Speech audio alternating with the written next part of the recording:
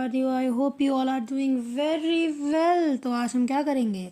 आज हम करने वाले हैं आपकी क्लास 8 का।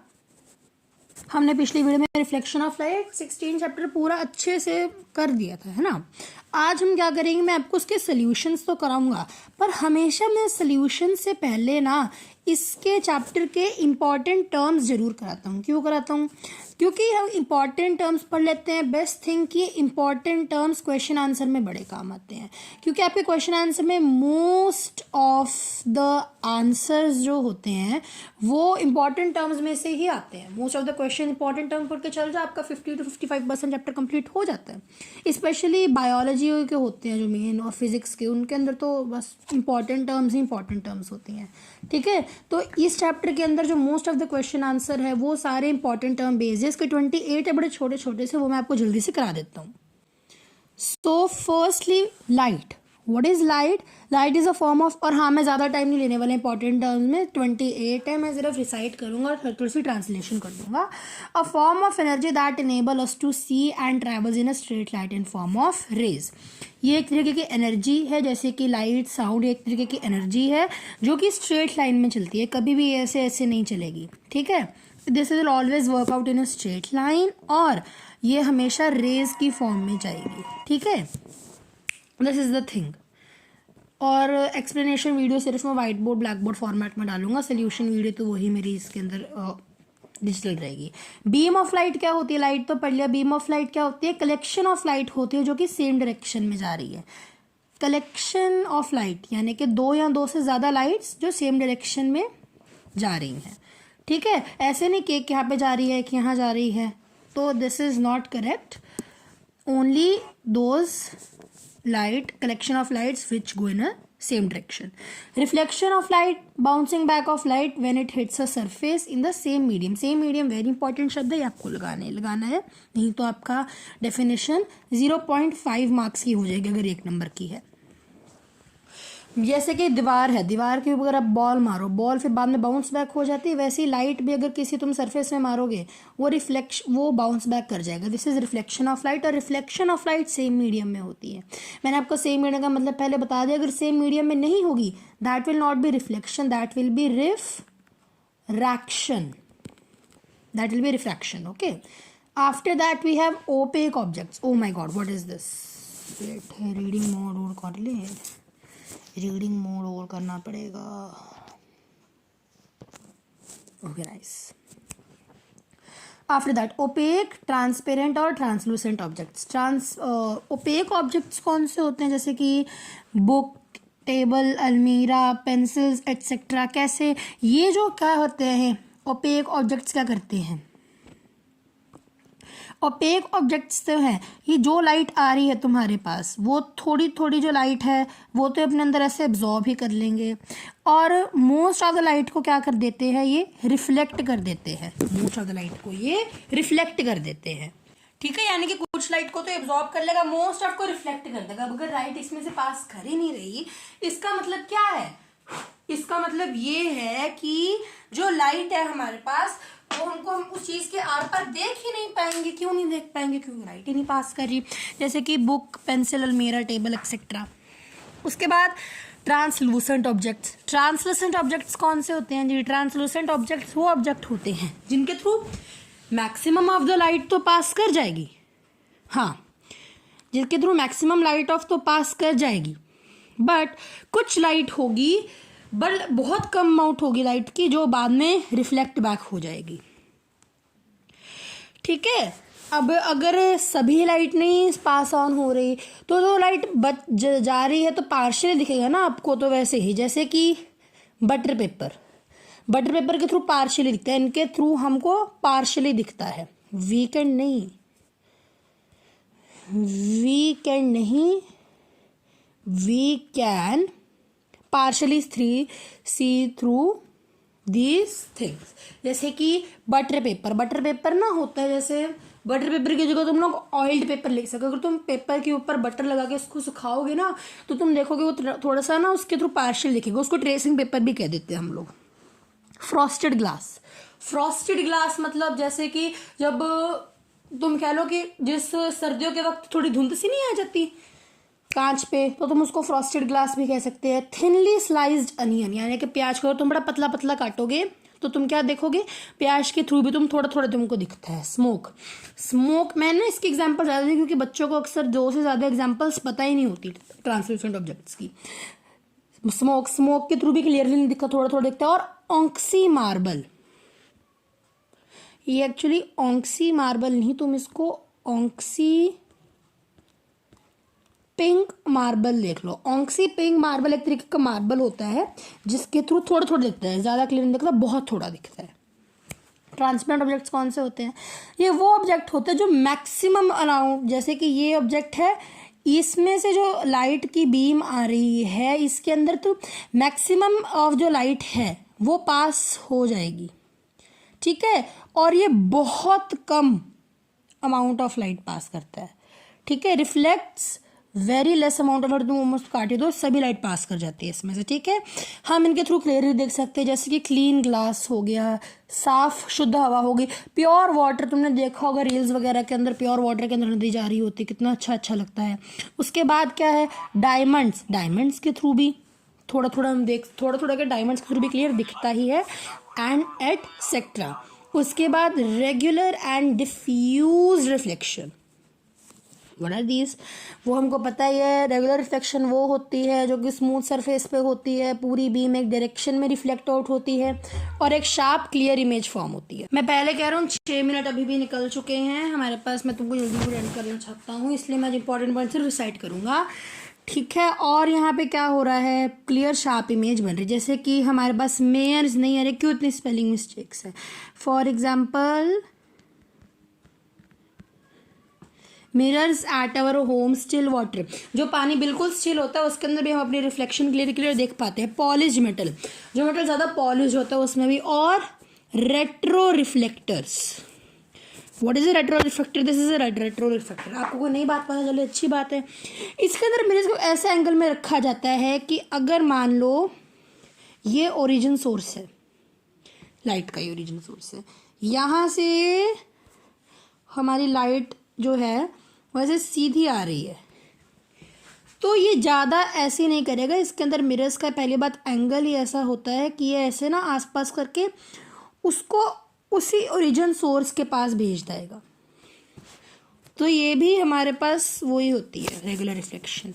डिफ्यूज या फिर इरेगुलर रिफ्लेक्शन कौन सी होती है? वो रिफ्लेक्शन होती है जो कि कब प्लेस करती है, जब लाइट रफ सरफेस के अंदर टकराती है। लाइट पूरे बहुत बड़े एरिया के पास होती है, मतलब हर एक बीम अपने अपने सेम डायरेक्शन में नहीं जाती, ब्लड इमेज बनती है। जैसे कि पेपर, क्लोथिंग्स, रोड, वॉल, हमारी त्वचा के ऊपर जो रिफ्लेक्शन बनती है उसके अंदर हम कहाँ देख पाते हैं हमारी शक्ल, ठीक है। नेक्स्ट, 9 से लेकर 15 तक के जो रिफ्लेक्शन है, 9 से लेकर 15 और 17, 18 स्टार लगा लो। These are the most important ones, most important है ये, ठीक है। मिरर क्या होता है? मिरर एक स्मूथ सरफेस होता है, बहुत इंपॉर्टेंट मैं बता रहा हूँ। मिरर एक बहुत स्मूथ सरफेस होता है जो कि लाइट को रिफ्लेक्ट बैक कर सकता है। Smooth surface that reflects light to form images, जो इमेजेस बना सकता है इनटू द सेम मीडियम। उसके बाद इंसिडेंट रे जो आ रही है रेज और सरफेस के ऊपर स्ट्राइक करेगी। रिफ्लेक्टेड रे जो कि बाउंस बैक होगी सरफेस से, या फिर जो रिफ्लेक्ट बैक हो जाएगी रिफ्लेक्शन के बाद after in the same medium. Normal image line होती है जो कि रिफ्लेक्टिव सरफेस के परपेंडिकुलर बनती है पॉइंट ऑफ इंसिडेंस पे। ये है कौन है? ये रिफ्लेक्टिव सरफेस मिरर यहाँ के परपेंडिकुलर बनेगी। उसके बाद पॉइंट ऑफ इंसिडेंस, ये ऐसा पॉइंट होता है जहाँ पर इंसिडेंट रे स्ट्राइक करती है, रिफ्लेक्टेड रे बाउंस बैक होती है सेम मीडियम में और नॉर्मल बनता है, यानी कि ये वाला पॉइंट, ठीक है। After that angle of incidence, angle of incidence वो एंगल है जो कि इंसिडेंट रे बनाती है नॉर्मल के साथ पॉइंट ऑफ इंसिडेंस पे। एंगल ऑफ रिफ्लेक्शन वो वाला एंगल तो जो रिफ्लेक्टेड रे नॉर्मल के साथ बनाती है at the point of incidence. Laws of reflection इसकी डेफिनेशन तो नहीं है, बट फिर भी अगर आपको लिखा जाए ना, मोटा मोटा पूछ लें what is law of reflection, तो आप ऐसे बता सकते हैं कि अगर लाइट की कोई रिफ्लेक्शन हो रही है किसी भी सरफेस पे, अगर एक सेम मीडियम है, कोई भी मीडियम के अंदर अगर हो रही है रिफ्लेक्शन किसी भी सरफेस पे, तो वो इन्हीं लॉज ऑफ रिफ्लेक्शन के अकॉर्डिंगली ही होगी। दो लॉज हैं, ये तो आपको सीधे रट्टे रट्टे लगाने पड़ेंगे, समझा देता हूँ मैं आपको कि समझना इंपॉर्टेंट है। फर्स्ट लॉ ऑफ रिफ्लेक्शन क्या कहता है, ये कहता है कि जो एंगल ऑफ इंसिडेंस है वो एंगल ऑफ रिफ्लेक्शन के इक्वल होगा। यहाँ पे तो मैंने ये सिंबल ना मुझे मिला नहीं, तो मैंने ये वाला यूज़ कर लिया, नहीं तो ऐसे है angle I equals angle R, ये ऐसे नहीं, that will be wrong. After that second of reflection क्या कहता है, ये हमें कहता है कि जो इंसिडेंट रे, रिफ्लेक्टेड रे और नॉर्मल ये सभी पॉइंट ऑफ इंसिडेंस पर सेम प्लेन पर ही बनेंगी। इसके बाद वाली सारी के अंदर ये मैं मोस्ट ऑफ द मैंने इसके अंदर अपनी तरफ से डाली ताकि आपको कंसेप्ट अच्छे से समझ आ जाए। इसके अंदर मेन इंपॉर्टेंट है 24th lateral inversion, 26th, 27th और 28th। बीच में जो है वो सिर्फ आपको समझाने के लिए है topic. Point source of light, ये एक छोटा सोर्स होता है जो कि हर डायरेक्शन में लाइट को पहुंचाता है। जैसे कि अगर हम स्टार्स को अर्थ के पॉइंट ऑफ व्यू से देखें, या फिर एक मैचस्टिक की टिप को लिट मैचस्टिक की एक्सटेंडेड सोर्स, ये बड़ा सोर्स होता है। इरेक्ट का क्या मतलब होता है, हमने पढ़ा था कि प्लेन मिरर के अंदर जो इमेज बनती है वो हमेशा इरेक्ट होती है, बट इरेक्ट का दरअसल मतलब क्या होता है, जो इमेज अपराइट है, जो सीधी है, ये कभी भी टेढ़ी मेढ़ी ऊपर नीचे उल्टी पिल्टी नहीं होगी। इरेक्ट का अपोजिट होता है इन्वर्टेड, है ना। प्लेन मिरर हमेशा इरेक्ट इमेज बनाता है, बल्कि जो कॉन्केव मिरर होता है वो हमेशा इन्वर्टेड इमेज बनाता है। वर्चुअल इमेज क्या होती है, ये वो इमेज होती है जो कि हम एक स्क्रीन पर नहीं ले सकते। जैसे कि प्लेन मिरर के अंदर इमेज बन रही है, वो प्लेन मिरर पे ही बनेगी, उसको तुम किसी और स्क्रीन के ऊपर ऑब्टेन नहीं कर सकते। बल्कि जो रियल इमेजेस होती है वो इसके अपोजिट होती है, मतलब कि इनको हम ये कहीं प्रोजेक्ट की जा सकती है। जैसे कि कॉन्वेक्स मिरर्स के अंदर, मूवी स्क्रीन्स के अंदर, इनको हम किसी और उसमें ले सकते हैं, किसी और सरफेस पे। लैटरल इन्वर्जन और लैटरल इन्वर्टेड, ये मैंने जान के डाला है ताकि आपको समझा सकूं कि लैटरल वर्ड के साथ इन्वर्जन लगता है और लैटरली वर्ड के साथ इन्वर्टेड लगता है, याद रखना, इसलिए तुमको सिली मिस्टेक्स के नंबर ना कटे। लैटरल इन्वर्जन होता क्या है, ये वो वाला फिनोमेना होता है जिसके अंदर लेफ्ट क्या है वो राइट बन जाता है, राइट जो है वो लेफ्ट बन जाता है, यानी कि जो ऑब्जेक्ट का लेफ्ट है वो राइट बन जाएगा, ऑब्जेक्ट का राइट जो है वो लेफ्ट बन जाएगा। लैटरली इन्वर्टेड, ये बस मतलब हॉरिजॉन्टली मतलब सिमिलर, ये भी इन दोनों का मतलब सेम है, कोई अलग मतलब नहीं है। बट यू कैन से, जैसे हम नाउन को वर्ब में नहीं कन्वर्ट कर देते हैं, तो ये जो है ये लैटरल इन्वर्जन का एडजेक्टिव है। चलो इसके अंदर डीप में जाने की जरूरत है नहीं, बस मुझे आपको ये डाउट क्लियर करना था कि लैटरल के साथ इन्वर्जन लगता है, लैटरल के साथ इन्वर्टेड लगता है। उसके बाद मल्टीपल रिफ्लेक्शन, ऐसा फॉर्मूला है, ऐसा फिनोमेना है जिसके अंदर एक मिरर के अंदर जो इमेज बन रही है वो दूसरे मिरर के अंदर दूसरे मिरर के लिए एक ऑब्जेक्ट की तरह काम करेगी, और इमेजेस की भी इमेजेस बनती रहती है, ठीक है। और फॉर्मूला क्या होता है मल्टीपल रिफ्लेक्शन का, n छोटा डालना है इक्वल्स टू ब्रैकेट्स के अंदर लिखना है, ब्रैकेट्स लगाना मत भूलना, 360 डिग्री अपॉन थीटा -1। अब क्लाइडोस्कोप क्या होता है, क्लाइडोस्कोप एक ऐसा इंस्ट्रूमेंट होता है जिसके अंदर मल्टीपल इमेजेस बनती है। क्यों, क्योंकि मिरर्स का कुछ अरेंजमेंट ही ऐसा होता है। चलो प्रैक्टिस टाइम के अंदर ट्रू फॉल्स है, ट्रू फॉल्स जल्दी से तुमको बता देता हूँ। एक ओपेक ऑब्जेक्ट के अंदर लाइट पास नहीं होती, ट्रू। सेकंड क्या है, हम अपने आसपास चीज़ों को रेगुलर, ये मैं तुमको दो बातें बताना भूल गया था, वो मैं तुमको अभी बता दूंगा। पहली बात तो यही है कि जो रेगुलर रिफ्लेक्शन है, क्या हम उसके द्वारा चीज़ें देखते हैं, नहीं। हमारे आसपास सभी चीज़ें पॉलिश नहीं है, थोड़ी थोड़ी रफ सी हैं, तो इसीलिए ये फॉल्स है। The perpendicular drawn to the surface in the mirror the point of incidence called normal, true जी। इमेजिन लाइन होती है, परपेंडिकुलर होती है मिरर के। उसके बाद क्या है, जो इमेज प्लेन मिरर के अंदर फॉर्म होती है वो हम स्क्रीन के ऊपर नहीं ले सकते। क्यों, क्योंकि जो प्लेन मिरर के अंदर जो इमेज बनती है जी वो वर्चुअल होती है, तो हम उसको किसी और उसके ऊपर नहीं ऑब्टेन कर सकते। उसके बाद plane mirror are use in solar cookers, जी ट्रू, हमने पढ़ रखा है इसके 5-6 यूज। चलो जी MCQ, फर्स्ट MCQ का कह रहा है कि what type of body allows maximum light to pass through it and reflect very few amount of light। Most of the light को ये पास करने देगी, बट बहुत लिटिल अमाउंट ऑफ लाइट को ये नहीं करने देगी। ट्रांसपेरेंट बॉडीज, ओपेक तो बिल्कुल ही नहीं करने देती, ट्रांसलूसेंट 50-50 वाला काम है इसका। उसके बाद which one of the following rays of light first strike the mirror surface. Strike जहाँ पे भी वर्ड आ जाए उसका मतलब आएगा कि इंसिडेंट रे है, क्योंकि सबसे पहले वही टकराती है ना। उसके बाद the angle form between the normal and reflected ray, ये रहा तुम्हारे पास नॉर्मल, ये रहा तुम्हारी इंसिडेंट रे, ये रिफ्लेक्टेड रे, ये मिरर। ये यहाँ पे एंगल नॉर्मल और रिफ्लेक्टेड रे के बीच में बन रहा है, ये कौन सा होता है? ये एंगल ऑफ रिफ्लेक्शन होता है। After that what type of images form by plane mirror? Plane mirror के द्वारा कौन सी इमेज फॉर्म होती है? जो वर्चुअल भी होती है स्क्रीन के ऊपर, कहाँ प्लेन करें हम, इरेक्ट भी होती है, सीधी होती है, सेम साइज भी होता है, तो ये तीनों ही हैं। तो यहाँ पे ऑप्शन गलत दे रखी है, नन ऑफ दीज नहीं, ऑल ऑफ दीज आएगा। ये ऑप्शन गलत दे रखी है, बुक वालों को अलग झंझट है। उसके बाद फॉर्मूला क्या होता है मल्टीपल रिफ्लेक्शन का, हमको वो जानना है जी कि हम कहाँ से पता करें कि जितना एंगल है मिरर्स में कितनी इमेज फॉर्म होगी। हम ये करते हैं, ना ही हम मल्टीप्लाई करते हैं 360 को थीटा से, ना ही हम उसमें 1 प्लस करते हैं, ना ही हम उसमें मल्टीप्लाई करते हैं 1। ठीक है, मल्टीप्लाई 1 कर दिया सेम आंसर ही आएगा। फिलिप्स क्या कह रही हैं जी हमें? फिलिप्स कह रही हैं कि कौन सी रिफ्लेक्शन रफ सरफेस पे होती है? डिफ्यूज। जब इसमें समझ नहीं आएगा मैं ऐसे लाइन वाइज लिख रहा हूँ, ठीक है। फर्स्ट डिफ्यूज्ड रिफ्लेक्शन जो होती है वो हमेशा रफ सरफेसेस पे होती है। Second, any smooth polish surface which reflect back rays of light. कोई वैसा स्मूथ पॉलिश सरफेस जो कि रेज को रिफ्लेक्ट करेगा। Answer is plane mirror. आपको प्लेन मिरर की डेफिनेशन मैंने बताई थी कि नहीं बताई थी? शायद नहीं बताई, रुको पहले टी खत्म करने दो। ठीक है, the angle which is reflected ray make with the normal. हमको पता है जी, भी हम पहले पढ़कर आए हैं। बताओ आगे आंसर क्या है? एंगल ऑफ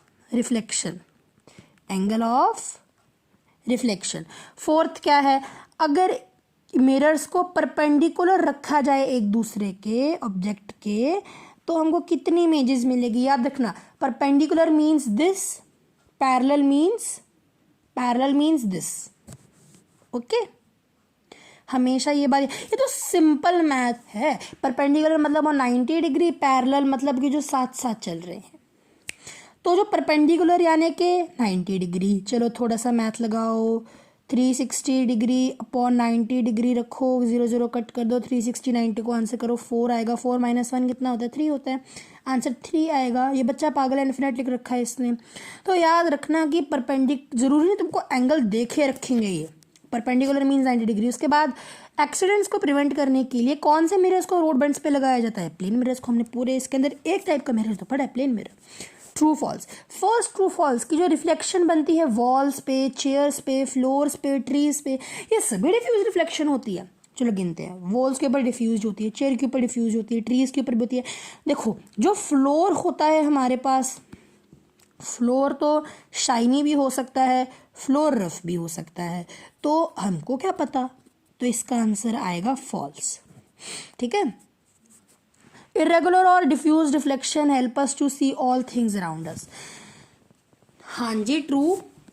अभी तुम्हारे पास हर चीज थोड़ी ना पॉलिश होगी।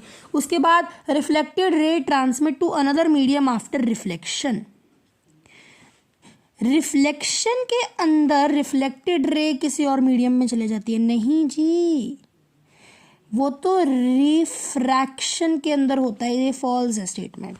वर्चुअल इमेजेस ऑलवेज, दूसरी बात आपको बताना भूल गया था, जो वर्चुअल इमेजेस है वो हमेशा इरेक्ट होती है। ट्रू।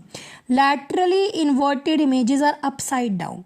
नहीं, अपसाइड डाउन नहीं होती, अपसाइड डाउन नहीं, वो लैटरली इन्वर्टेड होती है, यानी कि उसका अप डाउन चेंज नहीं होता, उसका राइट लेफ्ट चेंज होता है। तो ये भी फॉल्स है। उसके बाद हमको इन्फिनिट इमेजेस मिलेगी जब हम दोनों मिरर्स को पैरेलल रखेंगे। ट्रू। मैंने तुमको बताया पैरेलल का मतलब ये है और परपेंडिकुलर का मतलब ये है। वेरी शॉर्ट रहेंगे, पहले तुमको वेरी शॉर्ट करवा देता हूँ। तो शॉर्ट पे क्यों आ गया यार मैं? हाँ, वन वर्ड।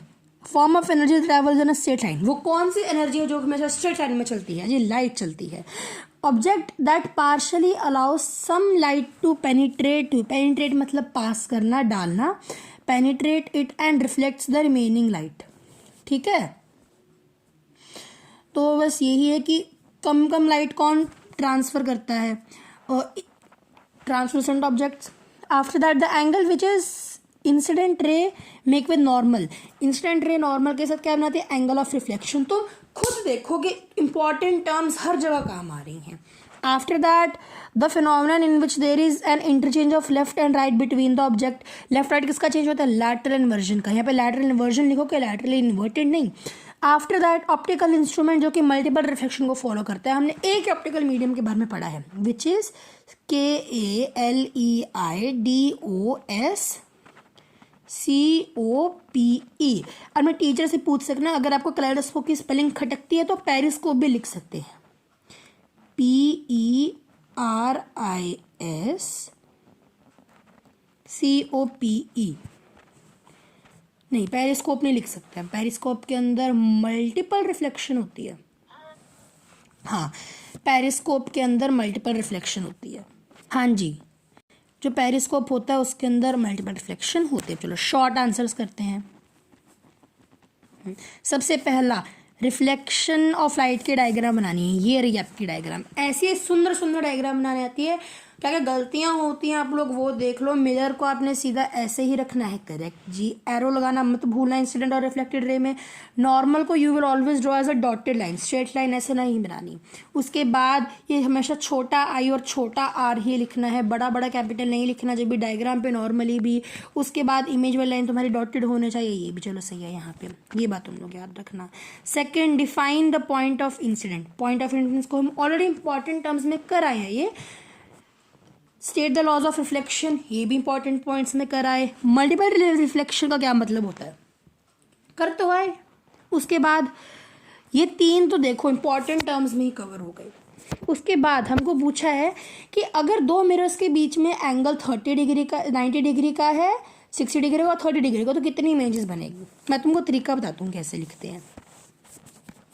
ये देखो, पहले तुमको लिखना है given equals theta equals 90 degree.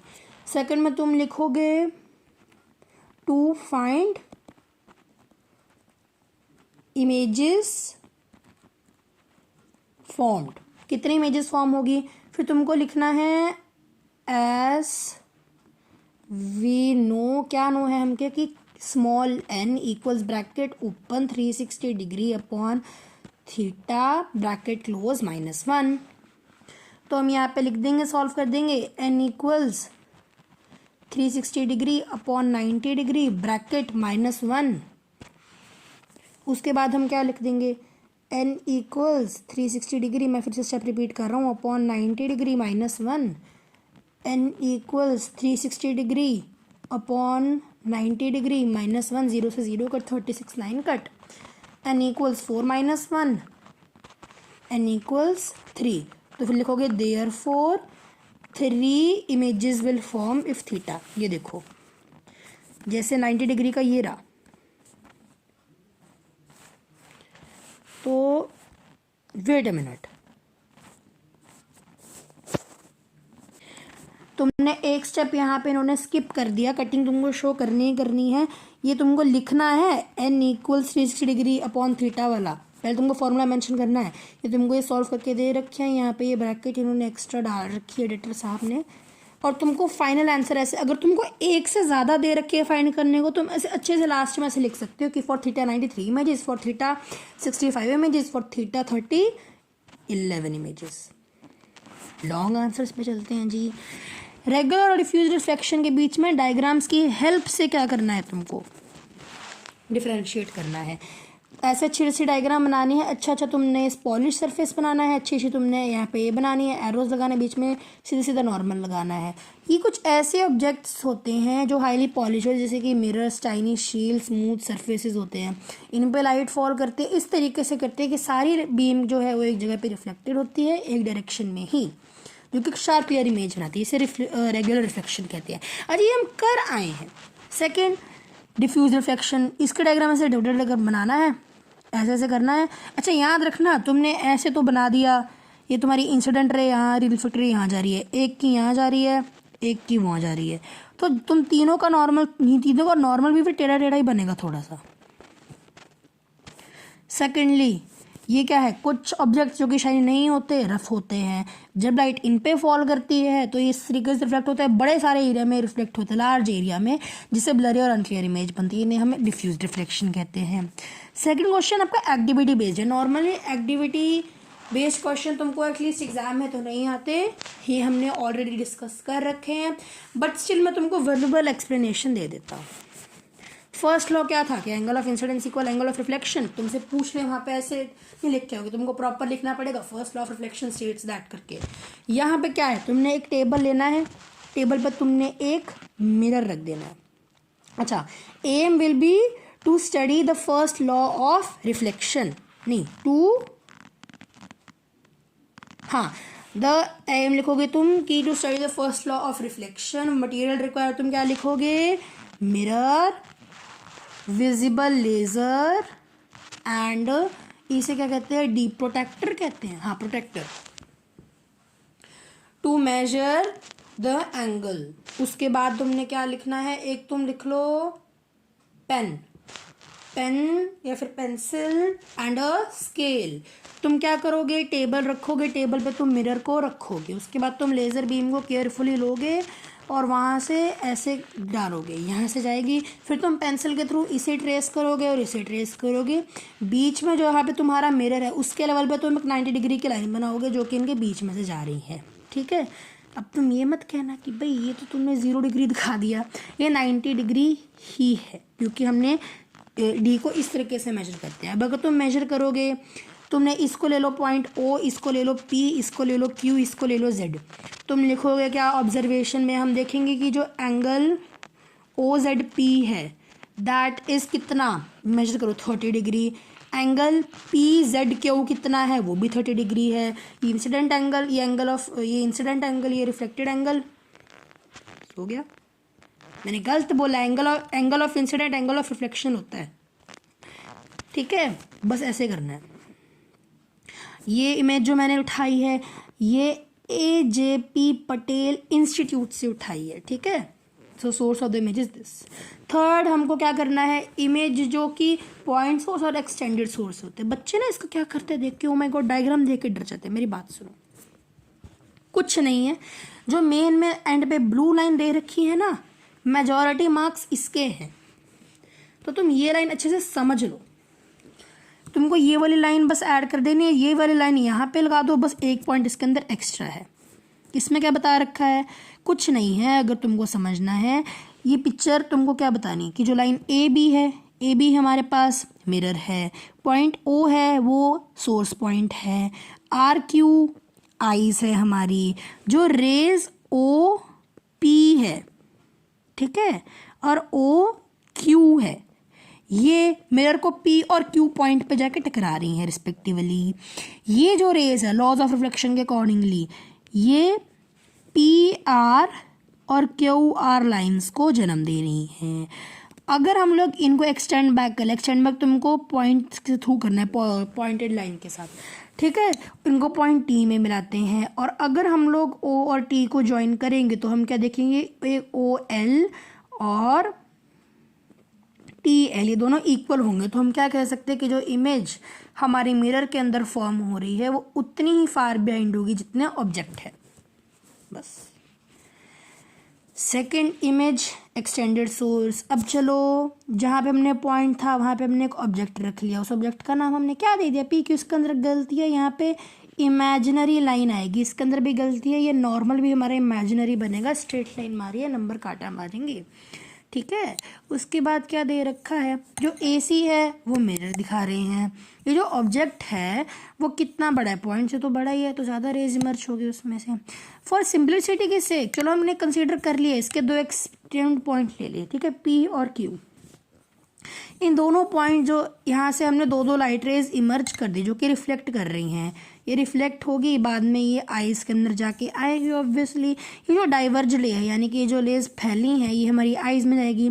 अगर हम इनको भी ऐसे ट्रेस बैक कर ले डॉटेड लाइन के साथ, तो हम लोग क्या देखेंगे कि जो P1 यानी कि Q1 जो हमारी इमेज है एक्चुअल यहाँ पे, ये क्या है पॉइंट्स, ये कहाँ है, consider two extreme ends, sorry ये जो P1 और PQ इमेज फॉर्म हो रही है ये लैटरली इन्वर्जड है, यानी कि ये जो P अगर लेफ्ट था यहाँ पे ऑब्जेक्ट और Q ऑब्जेक्ट का राइट था, तो इमेज के अंदर P1 will be right and Q will be left. ठीक है, तो ये लैटरली इन्वर्जन हो रहा है और as far as the behind as the object वाली पॉइंट भी यहाँ पे आ गया। फोर्थ पॉइंट क्या बोला है, प्लेन मिरर के द्वारा बने हुए ऑब्जेक्ट के कैरेक्टरिस्टिक बताओ। ठीक है जी, बता देंगे।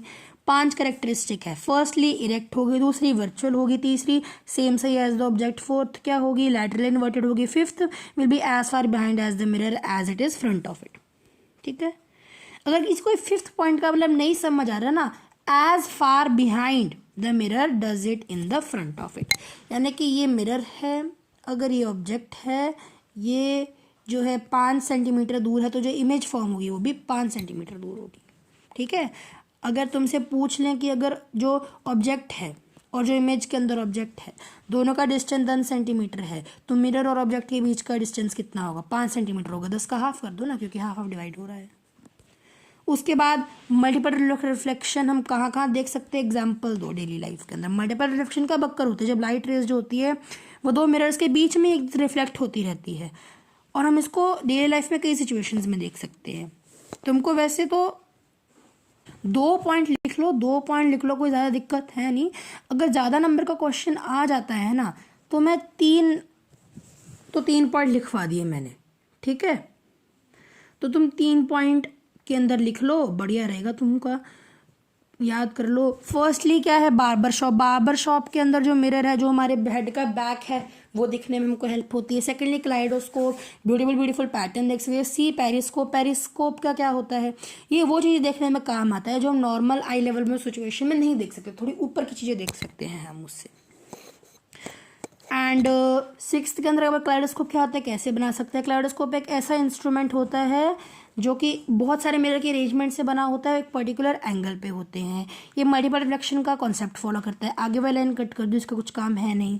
अब कैसे बनाएं, ये इंपॉर्टेंट है, वेरी इंपॉर्टेंट। क्लाइडोस्कोप वाला क्वेश्चन हमेशा आता है ना, हमेशा आता है। पिछले 4 साल से क्लाइडोस्कोप वाला क्वेश्चन आ रहा है तुम्हारे पेपर में, तो क्लाइडोस्कोप अच्छे से स्टार मार्क कर लेना। इसके बाद मैं नेक्स्ट वीडियो बनाऊंगा जिसके अंदर टेस्ट लूंगा मैं तुम्हारा, और उसके अंदर मैं तुमको बहुत इंपॉर्टेंट वाले क्वेश्चन बता दूंगा साइड बाय साइड, ये जो बहुत इंपॉर्टेंट है। क्लाइडोस्कोप वाला जो टॉपिक है, क्लाइडोस्कोप वाला, और चलो तुमको एक बता देता हूँ, एक डायग्राम रिफ्लेक्शन ऑफ लाइट की, वो दोनों पानी में घोल के पी जाओ, पक्का आएगी। क्लाइडोस्कोप बनाने क्या क्या चाहिए, 3 रेक्टेंगुलर पीस चाहिए, एक सिलेंड्रिकल कार्डबोर्ड ट्यूब चाहिए, कुछ टूटी हुई चूड़ियों के पीस ले लो, कुछ ग्लास कलर्ड ग्लास ले लो, एक राउंड पीस ऑफ प्लेट ले लो, सेलो टेप और ग्लू। और मैंने तुमको इसका कैसे बनाना है वो मैंने तुमको ऑलरेडी समझा रखा है कि तुमको क्या करना है। 3 मिरर्स को एक ट्राइंगल की फॉर्म में ऐसे चिपकाना है, फिर उनको सिलेंडर के ट्यूब में लगाना है। एक साइड से इनको तुमने इस तरीके से लगा देना है कि भाई उसको तुमने पेपर से कवर कर देना है और उसके अंदर एक छेद कर देना है, पीप होल बना देना है। दूसरी साइड से तुमको एक सिलेंड्रिकल क्या लेनी है, ट्यूब लेनी है, और फिर उसके अंदर तुमको एक एंड के अंदर सिलेंडर की ट्यूब लगानी, वहाँ पे पीस डाल दो तुम लोग, है ना, तो तुमको ऐसे बड़े सुंदर से पैटर्न्स दिखेंगे। आफ्टर दैट प्लेन मिरर के यूजेस। प्लेन मिरर के क्या यूजेस होते हैं, सबसे पहला हाउस होल्ड के अंदर, पर्सनल यूज़ के अंदर, सोलार कुकर्स के अंदर, पेरिस्कोप के अंदर, क्लाइडोस्कोप के अंदर, और रोड बेंट्स के अंदर, ताकि जो साइड वाला व्हीकल है उसको तुम देख सको, और कैमरा माइक्रोस्कोप व्हीकल्स के अंदर। दिस वाल ऑल। और नेक्स्ट वीडियो के अंदर हम लोग टेस्ट लेंगे और इम्पॉर्टेंट पॉइंट्स को जानेंगे, रे डायग्राम्स का सब कुछ एक्स्ट्रा वर्क मैं तुमको करा दूंगा, जो एक्स्ट्रा क्वेश्चंस बनते हैं। बाय।